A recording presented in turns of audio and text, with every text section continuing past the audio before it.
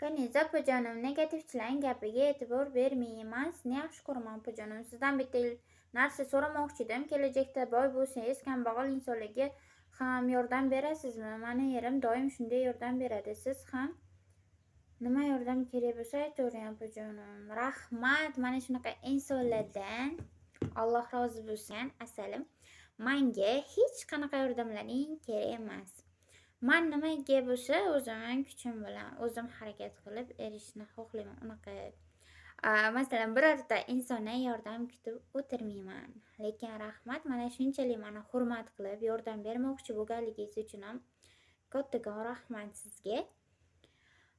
Inshaalloh Xudo xohlasa, men ham kelajakda boy bo'lib ketsam, eng boy insonga aylansam, yordam qilaman.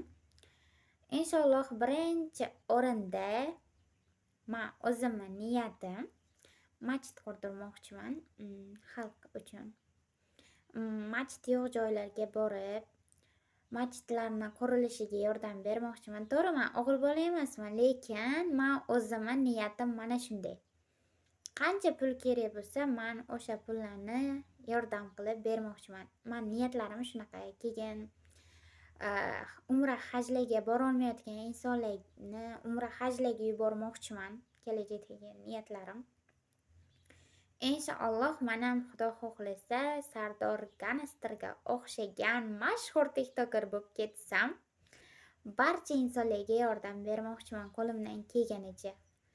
Alloh o'zi o'shanaqa muhtoj insonlarni menga yetkazaveradi. Alloh ularni bilguvchi. Ya'ni haqiqatan ham muhtoj insonlar meni hayotimga boy bo'lganimdan keyin kirib kelishni boshlaydi.